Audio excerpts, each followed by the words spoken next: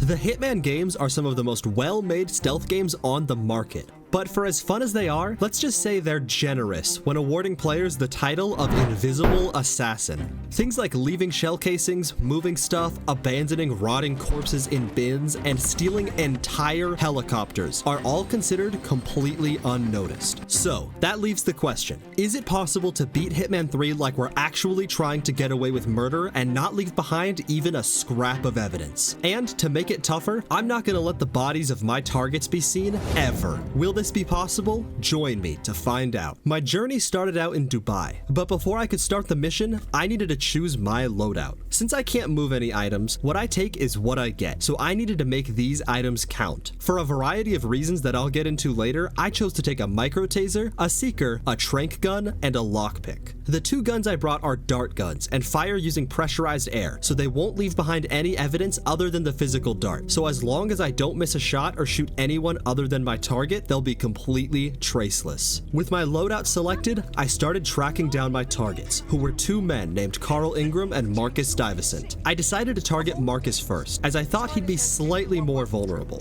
The main thing I was concerned about for this mission is hiding the bodies. Like I said, stashing them in closets or bins is off the table, as the eventual rotting smell would attract attention. I needed to find a location that nobody would ever look, and it seemed Marcus was approaching one rapidly, an empty elevator shaft so deep we can't even see the bottom. After Marcus finishes a conversation with some guards, he and his personal bodyguard will walk through a passageway with the elevator shaft watched by another guard. In order to isolate him, I stalled his guard by continuously bumping into him. I timed it so right as Marcus was entering the room, the other guard had just walked away. As Marcus walked through the hallway, I shot him with a tranq dart to quickly knock him out and dragged his body into a corner to avoid being spotted. His bodyguard was lagging just slightly behind, and upon realizing Marcus was nowhere to be seen, began searching the map for him, leaving the elevator guarded by only one man. Luckily, that guard looks away from the elevator for a brief time, and by dumping Marcus into the elevator, I can just barely hide his body without being spotted, securing me the first and probably easiest kill of the run. While the bottom of an elevator shaft isn't the most optimal hiding spot, we are at the top of a skyscraper, and the next best option is raining his corpse down on the passerby below, so I have to take what I can get. But now it was time for Carl, and he was a perfect example of just how frustrating this challenge can be.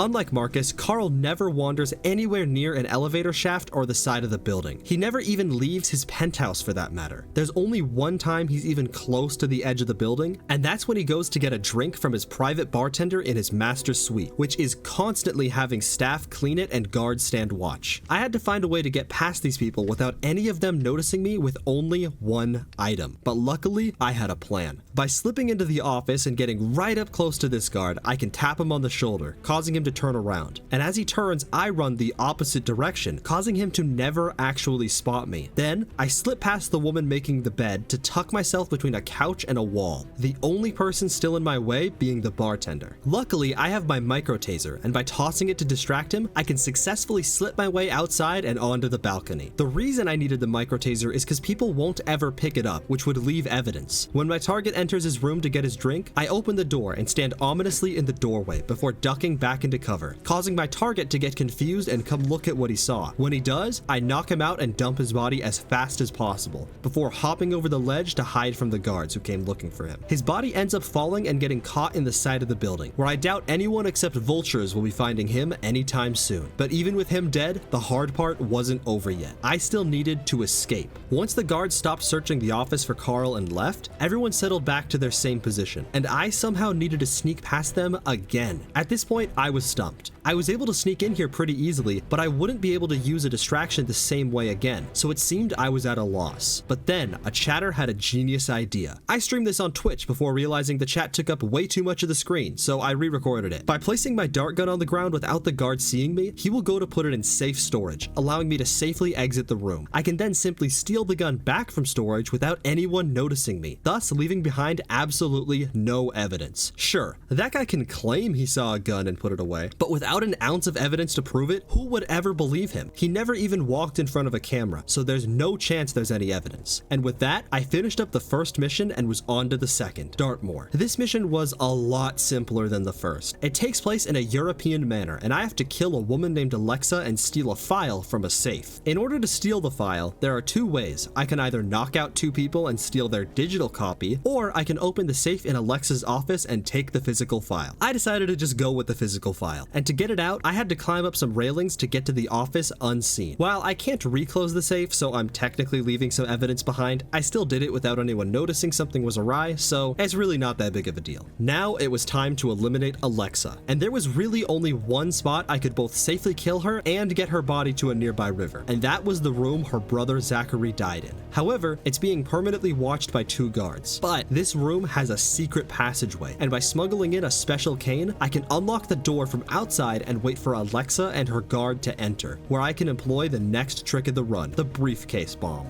Obviously, explosives leave behind shrapnel, and that's evidence, so I can't use them. But by putting an explosive in a briefcase and then setting it off, the briefcase will contain all of the shrapnel. So, in order to isolate Alexa from her guard while she was alone, I put an emetic explosive in a briefcase and threw it in his path. When he went to pick it up, I detonated it, causing a cloud of nauseating gas to emanate from the briefcase and make him throw up. The explosive is also silent, so nobody heard a thing. This let me freely kill Alexa and throw her over the edge. Nobody ever sees her body if I dump it in this location, and I dragged her to the riverbank to push her in, where she'd sleep with the fishes until the end of time. During this time, there was only one guard in my path, so avoiding him was a breeze. I walked on the bridge out of the level and headed over to the mission I thought was going to be utterly impossible, Berlin. This mission was brutal. I have 10 different targets who are all hunting me, and if I kill 5, the rest of my targets will run away and I complete the mission. But those people know I'm here, so I can't let them live. I would have to find a way to kill and hide the body of all 10 guards hunting me down without anyone ever seeing their body. And there's only one small sewer system on this entire map I can hide in. This map really makes every other mission look underwhelming in comparison, so I'm gonna save it for the end of the video. So let's move on to another very challenging mission in China. The reason this mission is so challenging is there are two targets completely across the map from each other.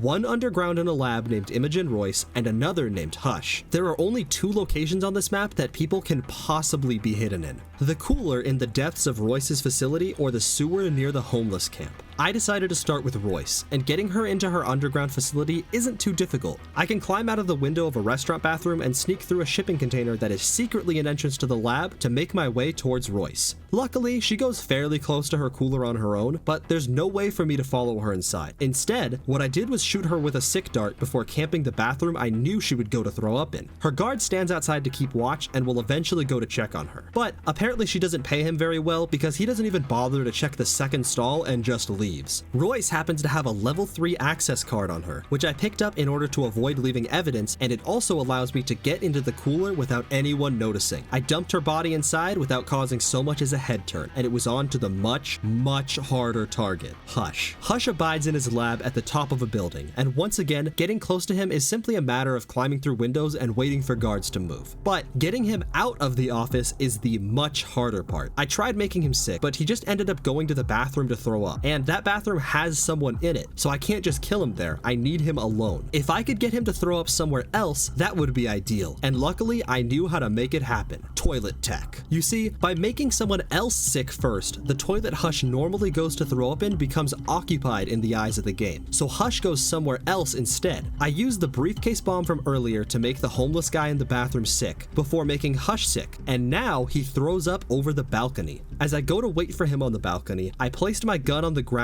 to delay his guard. This gives me enough time to knock out Hush and dump him over the railing where nobody will find him. I then snatched the gun from storage and began trying to find ways to get Hush out of the building, which was brutal. I had a lot of different ideas for what I could do, and none of them worked. At first, I thought I could dump him out a window into the alley with the sewer, but every time I did, I would either wake up the homeless person who'd then find the body, or it would get spotted by a guard. If I tried dragging him down through the building, he would get spotted, sometimes through the wall if the game was feeling extra mean, but after a long time of searching, I eventually found the solution I was looking for. By carefully timing my movements around the rotation of a camera, I can drag Hush into the rooftop of a nearby building. Side note, this camera is a liar and can spot things way further than this outline shows, causing me to get seen more times than I can count. Aside from that, next to this building is an alley connected to the one with the sewer entrance. But unfortunately, there's a man here who doesn't move. I can't make him sick since I only get one briefcase bomb per mission, but what I discovered I could do instead is make him go talk to a guard. In this game, NPCs consider briefcases to be lost items that need to be stored away. So whenever someone finds one, they will deliver it to the nearest guard. By throwing my briefcase off the side of the roof so it lands right behind him, he'll turn around to go pick it up. And right when he does, I can dump Hush over the side of the building and rush down the stairs. I know the guard is trying to store the case right near where Hush is, so I'm on a tight time limit. As I exit the building, I can see the case being handed over to the guard, but I still manage to reach Hush's body and drag him out of sight just in time, as the guard stashes the suitcase only a few feet away from Hush's lifeless body, none the wiser to what just took place. I pop open the sewer grate using the crowbar I brought with me and dump Hush in, before grabbing everything I left behind in various parts of the map and following suit, closing the lid behind me and escaping without leaving a drop of evidence. I climbed out of the sewer and into the next mission in Mendoza, where I have two targets attending a party at a winery named Don Yates and Tamara Vidal. On this map, there's really only one valid place for me to hide bodies, and that's the lake in the back of the map near Don Yates' home. This makes killing Don extremely easy. I can shoot him with a sick dart when he goes up to his room to talk with his wife, and by carefully timing when I drag his body around, I can get all the way to the cliffside without anyone noticing before completely disposing of him, leaving the real challenge, which was Tamara. Initially, I wanted to throw her into the grape crusher, but not only would that splatter her blood everywhere and leave evidence, but I would definitely get spotted by the dozens of nearby workers. I would somehow have to find a way to get her into the same lake as Don Yates, but luckily I had a plan. By getting near a worker, he will get on a phone call and summon Tamara and her friends to get a tour. While she waits for everyone to arrive, I can shoot her with a sick dart, causing her to walk towards one of the only isolated spots on the map. I snuck into the production facility as she walked up the stairs, and I shot her with a tranq dart to silently knock her out. I then used the briefcase bomb I brought with me to make the guard and worker in the nearest room sick, allowing me to drag her body up the stairs and near the guard office. Here, I need to somehow drag Tamara through the security office that has 3 guards in it who are all moving around, which should be impossible. But with some extremely tight movement, I can drag her halfway through the room and just barely hide her body behind this thing. And when the guards continue moving, I can pick the lock and drag Tamara into the hallway. From here, I can safely drag her across a large tunnel system that spits us out right on the lake's edge. Here, I can dump her body into the lake completely unseen. It might be dumped in probably the shallowest water possible, but the fish will probably eat it or something. Then to escape, I simply walk away through the vineyard all the way to the game's final mission aboard a train. This mission, per usual, did not have a whole lot going on. Since I was kidnapped and the game forces you to take nothing with you, I was forced to use one fuel cell to get past my guards and nothing else interesting happened. It was the most standard silent assassin suit-only run that just reused some of the tricks from earlier. If you want to see it still, I did stream this whole thing over on Twitch, so you can check it out there. I injected my target with serum to make him forget I was ever there, and now for the real final boss mission of this challenge, Berlin.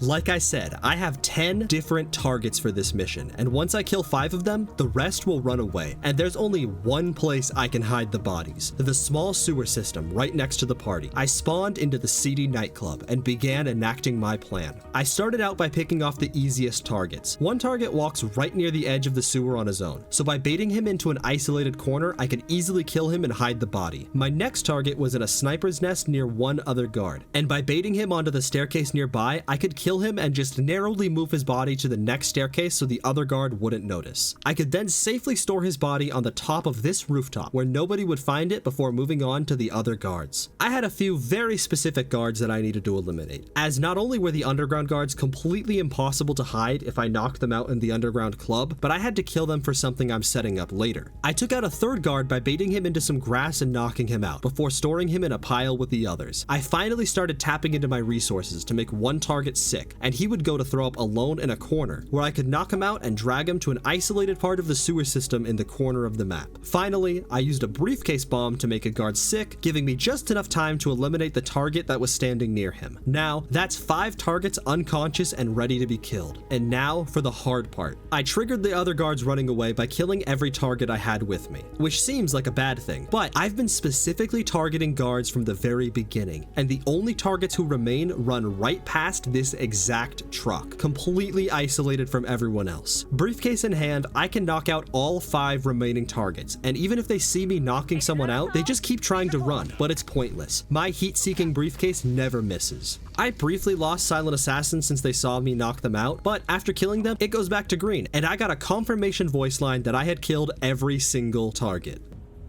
Expertly done, 47. Expertly fucking done.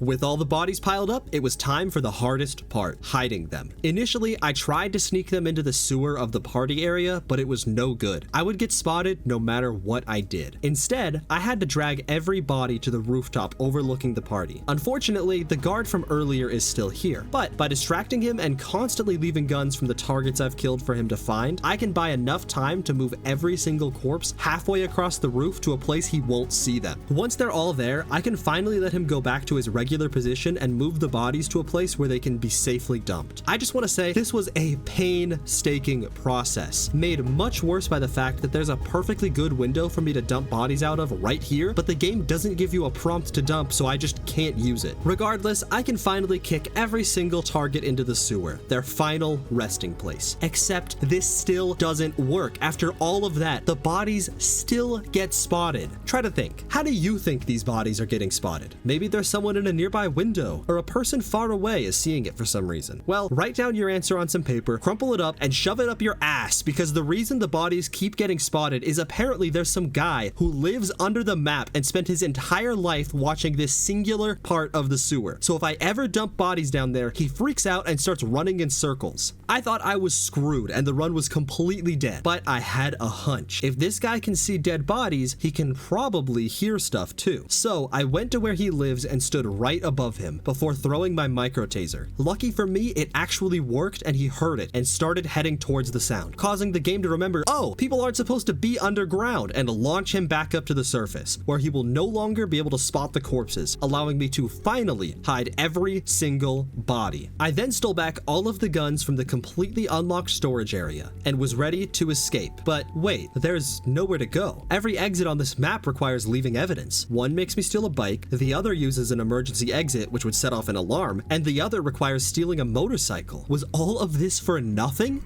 No, I didn't waste hours of my life for no reason, because this map has a secret exit. By taking a picture of this graffiti behind the club and running all the way out to the gas station on the edge of the map, I can enter a specific code into a phone booth. And when I do, I get abducted by aliens, officially finishing the map and completing Hitman 3 without leaving behind a shred of evidence. Thank you for watching. If you enjoyed, subscribe for more stuff like this in the future.